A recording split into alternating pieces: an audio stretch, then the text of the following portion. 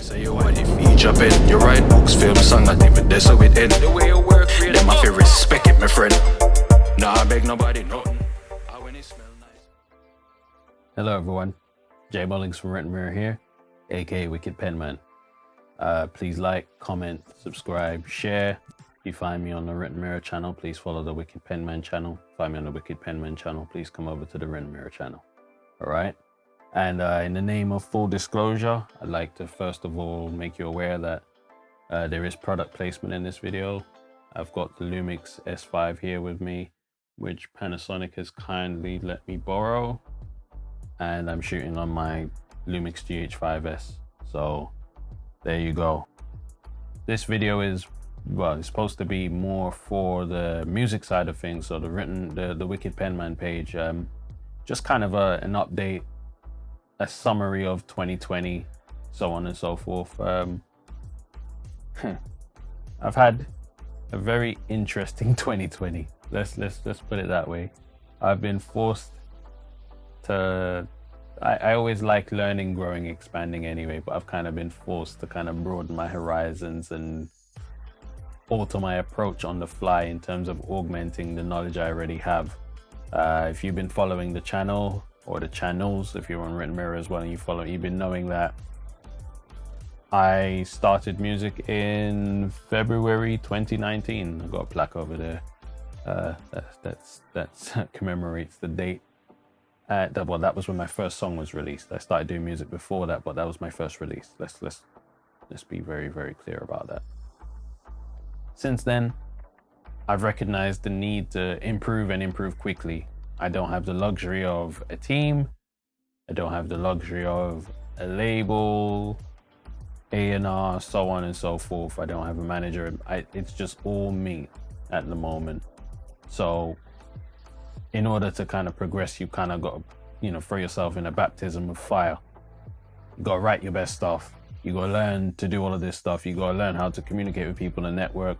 You've got to learn when people are trying to trick you and pull the wool over your eyes at the same time. You've got to learn that even when you like someone and respect their music and so on and so forth, they may not have a kind word for you in return. You got to learn all of this stuff. And yeah, it's been, so 2020 was interesting because I had to kind of expand on my first year, which I think my first year was solid. I came out with something like 13 tracks, 13 tracks my first year, which was a lot of music. I didn't know anything about like letting releases breathe, and I was just releasing music. I was just happy to be in it. And whereas 2020, I kind of refined my approach a bit more. I had to get a lot more cerebral. I had to think a lot more and strategize about how to do things the best. And then I released my first song for the year in February, in time for Valentine's. It was Laid Back, the kind of Latin Afrobeats kind of fusion sound I went for in that one, to tell a different kind of story. And after that, I wanted to kind of kick on and release an EP. I had the vision for 1WPM from early. I knew what I wanted to do. It was all in my head.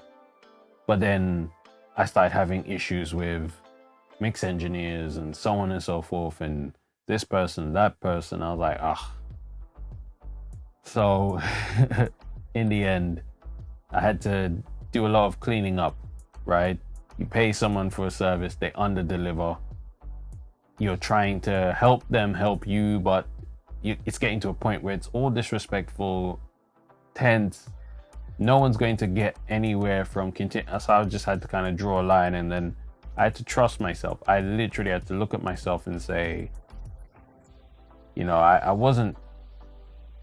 didn't doubt, but at the same time, it's like, do you really want to learn how to engineer music and master music at this particular moment in time?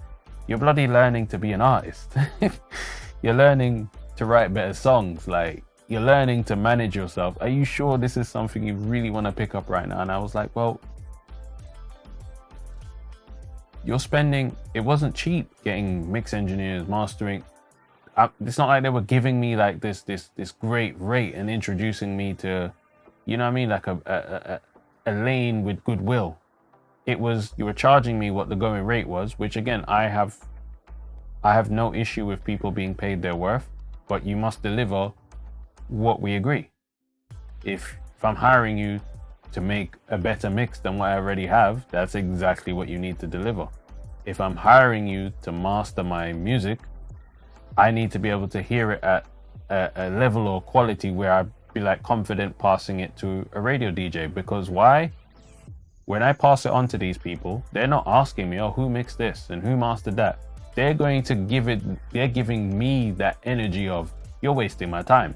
Like, why would you ever think this is good? I'm the one that has to get that. My neck is on the line. It's my product, not yours. And they just couldn't understand that, it seems. So I had to be like, well, you may as well invest that in yourself. So, and then it was like, but you've already spent this money, but they're not delivering what you, it was just very stressful. In the end, I had to kind of take some mixes back. So things that were being mixed again for the second, and that's another thing. It wasn't done right the first time, but people are trying to basically let you know that your instincts count for nothing because you've never done this before. Well, that's precisely where my instincts count. Because if I feel like it's wrong as a beginner, how can you, the seasoned pro, be okay with this? That's kind of, and I'm glad I kind of stuck to my guns. And yeah, and it was tough learning how to engineer something from scratch. And it was tough feeling like, is this finished? Is this ready? Or is it just me telling myself it's good enough because it's me? Like you can almost get yourself locked into an echo chamber. Now remember, you're writing, producing, recording. Now you're mixing and mastering. It's dangerous. I'm not going to sit here and tell you that's a good idea and a good strategy for if you want to be successful doing music, because it isn't. It's good to have other people's ears, but it needs to be people, A, you can trust, and B, who are very, very good. So they got to bring something more to the table than what you already bring to the table. If you've got a good ear for music, the person who's mixing your music has to have either a very cold ear, as in what you might think is great and good, they just only hear what's necessary and they rule out everything else, or they have to have a better ear than you. Simple as. They're not necessarily the same thing. You can have a good ear and be very forgiving, and then you have people who have very cold ears. Like if they don't hear what they want to hear, or they can tell you what frequency is, it's too much of this, there's not enough of that, cut this, that, make these changes. And actually, I did come across a few people who were very helpful along the way. There were a few people who were helpful. But for the most part, and obviously, you do tons of independent research. The internet is your oyster, really. There's so much information out there, to the point where you can suffer paralysis by analysis, really.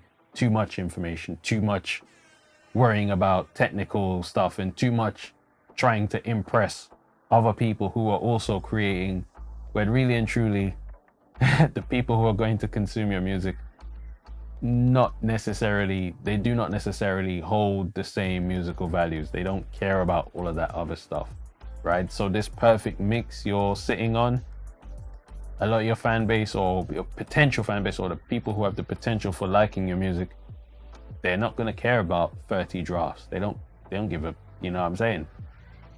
What they will do is some of them will see the vision. So they'll go, okay, he's just started. They will do the research, they'll read the bio, and it will make sense to them. Other people will hear it and go, yep, this person is new, they have a way to go. But again, I like it. Other people will hear it and instantly compare it to something else. Someone that's so far into their career where it makes no sense, but again, they're allowed to have their musical opinion, even though you say to yourself, how would you compare someone year 10 versus someone year 1? Like, you would do that. Unless you were going to go year 1 for year 1, in which case fine. But then also you got to look at the circumstances behind year 1 and year 1. Person X has a team, person Y doesn't. Not quite the same, but these are all the opinions that are going to help you grow. The people that are encouraging you and uplifting you, and they're letting you know that yes, you should keep doing this, keep going down this path, it will pay off in the end. There is just as important as the people who are going, well, you don't sound as good as that person. And then, you may feel like, yeah, but I've just started, but they don't care about that. You need to sound better than this. This is something to aim at. that's also helpful because you can't get complacent, right? Just because everyone else is kind of lifting you up along the way doesn't mean that you're above reproach. It never means that. So I learned all of this in 2020, and then now I'm gonna share a little. It's not really a secret, but I'm gonna share it anyway. I'm learning, or expanding, I should say. I've always kind of done the music for my YouTube videos and the background music and so on and so forth, but I've kind of taken it a step further. I'm trying to learn to compose music that goes into film, TV, video games, so on and so forth. I'm trying to do that alongside everything else. Where before I found that side of things daunting, just because I recognized that there was so much of a gap I needed to make up musically. But it's not that there's no pressure on this side, on the composing side of things, but it's literally you have the ability to change your life. You can't, your destiny is in your hands with that one.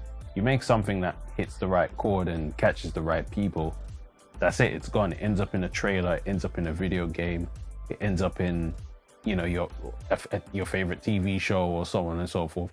And that's something that's in a basket for you, and that's something that's, you know, it's helping you along while you concentrate on being as creative as possible and doing something sonically that helps you stand out. And I feel like it feeds, just like writing helped prepare me for, like right now, the camera's on, I'm talking. This is kind of an extension of the writing, the kind of thought process and thinking and connecting things and associating things and so on and so forth. That then helped me with filming, because I kind of had the pacing and understanding and language in my head about how things connect, cause and effect, so on and so forth. It helped my filming, which then helped me with songwriting, because I understand, like when you close your eyes and you hear someone's voice, and I understand kind of the connection between that and music. So now it's like the connection between musical timing and story and narrative, plus the music you hear underneath your favorite film, TV, games, and so on. It's close. Like there's a thread that connects all of these things, and I'm just trying to get my hands on all of those so I can just tie them together in the middle, so that I have like a little, basically like creating a spider web of creativity. But yeah, why not? The spider web of creativity. But yeah, 2020 did that for me. It kind of shook me up and forced me to learn and grow very quickly. And I can't say I'm mad at it. I did my Spotify Wrapped. If you follow me on Instagram, at One Wicked Penman, you'll see I didn't have the greatest year in terms of, and again, you know, music was released later than I would have liked, but still, I came up with some favorable numbers, having released less music than last year. So I'm not like crestfallen or anything. I'm quite encouraged by what, you know, the development and how things are going. What does 2021 look like? I can't say for sure at this particular moment in time. But I will be playing around with, you know, cameras, music, creativity, and let's see what happens between now and the beginning of 2021. May have something for you, may not. Actually, I will have something for you, but we'll see what that something is. And then I'm hoping to put together some music, release a few singles, maybe, because I know no one trying to hold me to this, but maybe there's a second EP in the offing, maybe. But for those who haven't heard 1WPM, please listen to it. It's available on all your favorite streaming platforms: Spotify, Tidal, Deezer, Napster, all of them. I would say YouTube, but YouTube is a myth. Don't listen to my music on YouTube, please. If you care about artistry and you care about people being able to feed themselves from their creativity, YouTube is not the place to listen to music. Unless you got that YouTube Premium or YouTube Red or whatever it's called. But we all know most people don't pay for that. So, you know, find me on one of your usual platforms. My hope for the people that listen to my music is, I hope it connects. I hope you understand that I'm not trying to be anything other than who I am. Which maybe sounds boring in principle, because you want people to kind of play a role and develop characters. I have no problem telling stories, so I can tell stories as Wicked Penman, but mostly what I'm giving you in my music is me. It's me writing it, it's me producing it, it's me mixing and mastering, it's me making all of these decisions along the way. It's me ultimately being responsible for all of this. Now, I'm not saying that to knock anyone who has a team around, not at all. I'm just saying I don't have that available to me. When you hear my music, understand it's me you're hearing. It's me that's making all of these decisions. It's me that's putting it together from scratch. Understand that. If you understand that, we may disagree from track to track on certain things, but the overall picture of what I'm trying to do, we should never disagree on. I'm trying to take control and trying to change my destiny, doing what I feel like I was born to create, just because it seems to be the thing that keeps finding its way into my life. I didn't run down trying to learn to engineer. I didn't run down trying to learn to master. I didn't run down trying to learn to produce. These things they came to me and they were like, well, what are you gonna do? Are you gonna sit here and wait on other people to activate you, or are you gonna take action? And I was like, well, but I don't want to. Listen, come on, like, you can get it. If other people can do this, you can do it too. And I've always kind of told myself that, not in an arrogant way, but just like, you can, if you apply yourself, you too can kind of reap these rewards and get these results. But anyway, enough of that. I'm trying to see my way to a better year in 2021, and I'm hoping for the same for you, right? And if anyone's listening to my music and going, oh, but he doesn't have a Jamaican accent, listen to me. I've never hidden the fact I was born in London. I grew up in Jamaica, right? So dancehall and reggae is in my DNA. I grew up around it, but at the same time, I speak the way I speak, But then more time you can just. But anyway, so yes, when you hear me do that, it's not fake, it's not put on. I lived in Jamaica for nearly 10 years. Like, this is not a joke.